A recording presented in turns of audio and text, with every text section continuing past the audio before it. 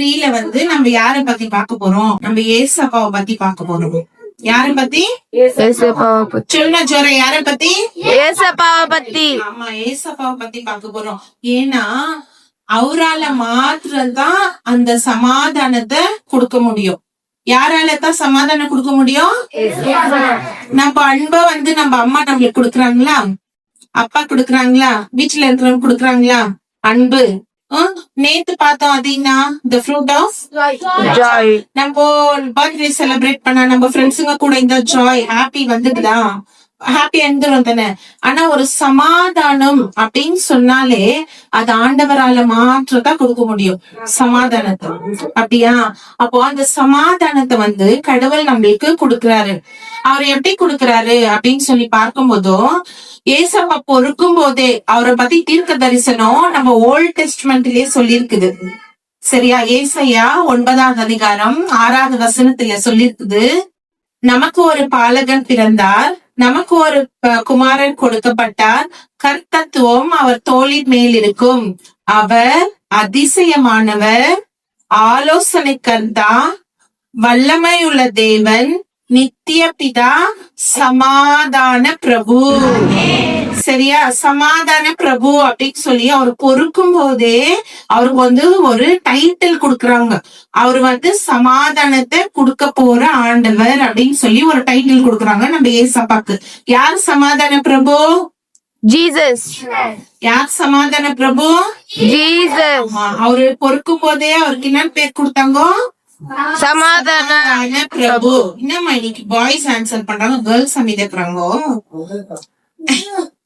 சரி, என்ன பேர் கொடுத்தாங்க ஏசப்பாக்கு பொறுக்கும் போதே? வெரி குட், சமாதான பிரபுன்னு பேர் கொடுக்குறாங்க. இப்போ நம்ம ஒரு சின்ன கதை. ஒரு பஸ் போயிட்டு இருக்கான். பஸ் மலை மேல போதும் அந்த பஸ். அப்போ அந்த மலை மேல அந்த பஸ் போகும்போதும் திடீர்னு ஏதோ ஒரு பிரேக் டவுன் ஆகுது. அந்த பஸ்ஸ சரியா வந்து ஹேண்டில் பண்ண முடியல டிரைவரால. மேலையும் கீழையும் தடா புடாட்டு ரொம்ப கஷ்டமா அப்படி வந்து அந்த பஸ் எடுத்துன்னு போறாங்க அந்த டிரைவரு. அந்த பஸ்ல இருக்கிறவங்க எல்லாம் பயந்துடுறாங்க, ஐயோ நம்ம மலை மேல வேற போயிட்டு இருக்கிறோம், ஐயோ கீழே விழுந்துருவோமோ அப்படின்னு சொல்லி ரொம்ப பயந்து எல்லாரும் நடுக்கி பெரியவங்க எல்லாம் கூட ஓடி போய் சென்னல கெட்டியமா புடிச்சுக்கிறாங்களாம். அந்த மாதிரி பயப்படும் போதும் ஒரு சின்ன பாப்பா மாத்திரம் ஒரு 5 years தான் இருக்கும், ஃபர்ஸ்ட் ஸ்டாண்டர்ட் கூட போடல அந்த பாப்பா.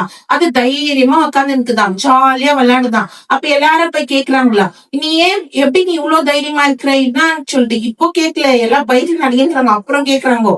அப்போ வந்து என்ன சொல்றாங்க, அந்த குட்டி பாப்பா சொல்லுது, அப்புறமா அது பிரேக் டவுன் எல்லாம் சரியாயி ஒரு இடத்துல போய் நிக்க வச்சு எல்லாம் சேஃப் ஆயிடுச்சு, எல்லாம் இறங்கி கீழே வராங்க. அப்ப எல்லாருக்கும் ஒரே ஆச்சரியம், இந்த பாப்பா மாத்திரம் எப்படி இவ்வளவு தைரியமா விளையாடிக்கிச்சு, இது கொஞ்சம் கூட பயமே இல்லை, சரி போய் கேட்கலாம் அப்படின்னு சொல்லி கிட்ட போய் கேக்குறாங்க. அந்த பாப்பாவை கேட்கறாக்க அந்த பாப்பா சொல்லிச்சான், நீ எப்படி தைரியமா இருந்தனா, ஏன்னா இந்த பஸ்ஸ ஓட்டுறது என்னோட அப்பா. பஸ்ஸ ஓட்டுறாங்க, அப்பா இந்த விட்டுருவாரா, அந்த பாப்பா உள்ள இருக்கு விட்டுருவாரா? நம்ம ஒரு இருட்டான வீட்டுல வந்துட்டு தனியா இருக்கிறோம், திடீர்னு வந்துட்டு கரண்ட் அஃபெக்ட் இருக்கு, தனியா இருக்கிறோம். அப்போ நம்ம பயமா இருக்கும் போது நம்ம அப்பா திடீர்னு கதவு திறந்து உள்ள வந்தா உங்களுக்கு எப்படி இருக்கும்? குஷியாயிடும், சந்தோஷமாயிடும், தைரியம் வந்துடும் தானே. அப்படித்தான் நம்ம ஏசப்பா கூட நம்ம கூட இருக்கும் போதோ நம்மளுக்கு சந்தோஷம் இருக்கும், சமாதானம் இருக்கும், நம்மளுக்கு தைரியமா இருக்கும். அப்போ இந்த உலகத்துல வந்து அநேக காரியங்கள், ஒரு எக்ஸாமா இருக்கலாம், இல்ல வீட்டுல வந்து இல்ல இங்க வரும்போது கூட மத்த பசங்க நம்மளோட நல்லா சொல்றாங்க, நல்லா பண்றாங்க, அந்த மாதிரி ஒரு யோசனை இருக்கலாம். ஏதோ ஒரு காரியம் இல்ல, வீட்டுல மம்மி நம்மள திட்டிடலாம், அப்ப நம்மளுக்கு வந்து ஒரு கவலையா இருக்கும். எக்ஸாம் டைம்ல மார்க் கம்மியா எடுக்கும் போதோ அப்படி எல்லாம் பண்ணும்போது நம்மளுக்கு ஏதோ ஒரு கவலை, ஏதோ ஒரு பயம், ஒரு பிரச்சனை அப்படி இருக்கும் போதோ, குழப்பமா இருக்கும் போதோ நம்ம என்ன பண்ணோம்? கோவமா கத்தி எல்லாரையும் சண்டை போட்டு ஓன்னு சொல்லணுமா? என்ன பண்ணோம்? சொல்லிக்கணும். தெரியுதா? அப்போ நம்ம என்ன பண்ணணும், நம்மளுக்கு ஏதாவது குழப்பமோ நம்ம லைஃப்ல பிரச்சனையோ நம்மளுக்கு பாடத்துல இருக்கும் போதோ, இது உங்களுக்கு மாத்திரம் சொல்லப்படுற ஸ்டோரி இல்ல. நீங்க வீட்டுக்கு போனதுக்கு அப்புறம் உங்க மம்மி கூட எப்பாச்சும் ரொம்ப பேஜாரா இருக்கிறாங்க, ரொம்ப வந்து ஏதோ ஒரு டிஸ்டர்பன்ஸா இருக்கிறாங்க அப்படின்னு சொல்லும் போதோ நீங்க உங்க மம்மி கூட சொல்லலாம், மம்மி நீ ப்ரேயர் பண்ணு, நீ ஜெபம் பண்ணு, ஏன்னா ஏசப்பா வந்து இப்படி சொல்லி போயிருக்கிறாரு அப்படின்னு சொல்லி நீங்க ஏசப்பாவை குறித்து உங்க ஃப்ரெண்ட்ஸ்ன்னு சொல்லலாம் பேஜாரா இருக்கும் போதோ, உங்க மம்மிக்கு சொல்லலாம் பேஜாரா இருக்கும் போதோ, வேற யாருன்னா பேஜாரா இருக்கும் போது கூட நம்ம அவங்களுக்கு என்ன பண்ணலாம் சொல்லலாம். அப்போ ஃபர்ஸ்ட் நம்ம என்ன பண்ணணும், நம்ம அதை கடைபிடிக்கணும். எப்படி கடைபிடிக்கணும், நம்ம வந்து பேஜாரா இருக்கும் போதோ, கவலையா இருக்கும் போதோ, மம்மி நம்மள திட்டிடும் போதோ, இல்ல எக்ஸாமோட ஃபியர் இருக்கும் போதோ, ஏதோ ஒரு கலக்கம், ஏதோ ஒரு நம்மளுக்கு அன்ஈஸியா இருக்கு, அப்ப நம்ம என்ன பண்ணோம், சமாதானத்தோட ஏசப்பா கிட்ட நம்ம ஜெபிக்கும் போதோ அந்த ஜெபத்தை வந்து கடவுள் வந்து கேட்கிறவரா இருக்கிறாரு. அப்ப நம்மளுக்கு அவரு எந்த மாதிரி ஒரு சமாதானத்தை கொடுக்கறாருன்னா, தெய்வீக சமாதானம். அவரு கொடுக்குற மாதிரியான சமாதானம் வேற யாரும் கொடுக்க முடியாது. வேற யாரு கொடுத்தாலும் அது சமாதானம் இருக்காது. அந்த நேரத்துக்கு வேணா நம்ம அப்படி ஃபீல் பண்ணுவாப்பா, அப்படி பெருமூச்சு இருக்கிற மாதிரி. ஆனாக்கா கர்த்தர் கொடுத்தாதான் அது நிச்சயமான சமாதானமா இருக்கும். ஏசப்பாவோட ரிசரக்ஷன் டே நம்ம செலிப்ரேட் பண்ணோமா, லாஸ்ட் வீக் எல்லாம், லாஸ்ட் மந்த் எல்லாம் நம்ம ஃபாஸ்டிங் இருந்து ப்ரேயர் பண்ணி ஈஸ்டர் எல்லாம் செலிப்ரேட் பண்ணோமா இல்லையா? அப்பப்போ தூங்கிடுறீங்களே, பண்ணமா இல்லையா? அப்போ நம்ம ஏசப்பா வந்து உயிர் தெழுந்து வந்தாரா? பாய்ஸ் உயிர் தெழுந்து வந்தாரா? கேர்ள்ஸ் வந்தாரா? கேர்ள்ஸ் பேண்ட் வாங்குறாங்க. ஓகே, இந்த பக்கமே பார்த்துருக்கேன். அப்போ ஏசப்பா உயிர் தெழுந்து வந்தாரு. அப்போ திரும்பி அவரு பரலோகத்துக்கு போய் பிதாவின் வலது பாரிசத்துல உட்கார்ந்து நிற்கிறாரு. இப்ப நம்மளுக்காக பரிந்து பேசிட்டு அப்போ திரும்பி போகும்போதோ சீடனுக்கு வந்து காட்சி கொடுத்தாரு இல்லையா? அப்போ வந்து சீடனு கிட்ட சொல்றாரு, என்னன்னு தெரியுமா, சமாதானத்தை உங்களுக்கு கொடுக்கிறேன். என்ன சொல்றாரு?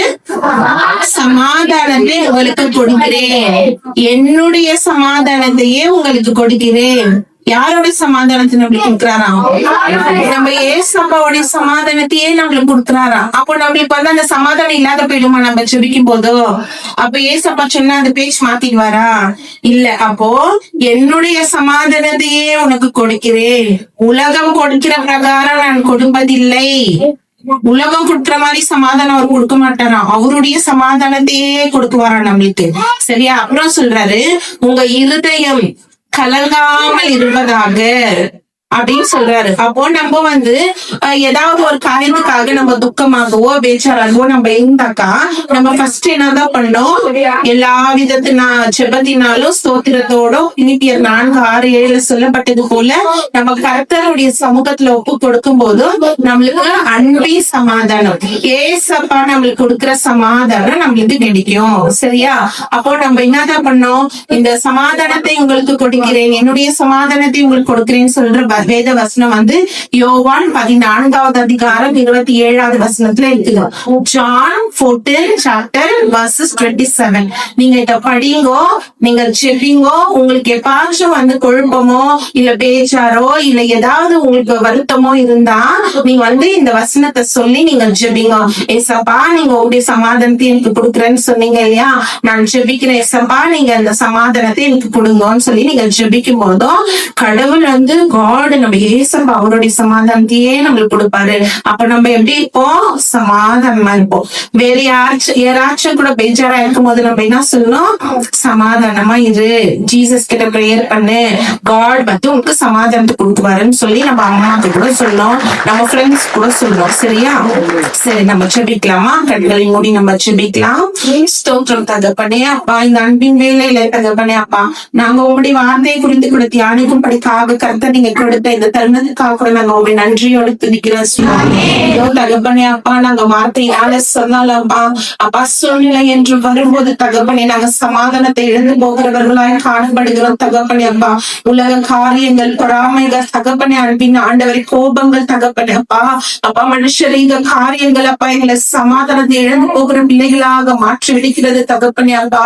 இதோ எங்க தப்பிடங்களை நாங்க உணர்ந்து சமூகத்துல நாங்க ஒப்பு கொடுக்கிறோம்ப்பா. எங்க சமாதானம் நீங்க தான் தகப்பனே அப்பா. அப்பா எங்களை அப்பா கேர் பண்ற தேவன் நீங்க ஒருவர் இருக்கிறேன் தகப்பனே. உங்களுடைய சமாதானத்தையே எங்களுக்கு கொடுத்திருக்கிறேன் தகப்பனே அப்பா. உலகம் கொடுக்கிற பிரகாரம் அல்ல சுவாமி, என்னுடைய சமாதானத்தையே உனக்கு கொடுக்கிறேன் என்று சொன்னதான் எங்கள் தகப்பனே அப்பா. உங்களுடைய அன்பிற்காக, கிருபைக்காக, இரக்கத்துக்காக, இதோ ஆண்டவருடைய சமாதானத்துக்காக கூட நாங்க உண்மை நன்றியோட துதிக்கிறப்பா. அப்பா கர்த்தர் தாமே அப்பா, நாங்க எந்த சூழ்நிலையில எங்களுக்கு பாடுகளும் பிரச்சனைகளும் இந்த உலகம் எங்களை நெருக்குகிற காரியங்களும் வந்தாலும் கூட அப்பா நாங்க பொறுமை இழந்து போய்விடாதபடிக்கு சுவாமி அப்பா ஒரு யோபுவை போல தகப்பனே நாங்க அப்பா எங்க சமாதானத்தை எங்க வாயின் வார்த்தைகளை காத்து கொள்ளக்கூட கர்த்தர் நீங்க கிருபை பாராட்டுங்கப்பா எங்களை தாழ்ந்துக்கிறோம் சமூகத்துல கொடுக்கிறோம் தெய்வீக சமாதானம் நீங்க அனைவரையும் கூட ஆட்கொள்ளட்டும் இயேசுவின் நாமத்துல ஜெபிக்கிறீங்க சுரம் கேளும் நல்ல பிதாவே ஆமென்.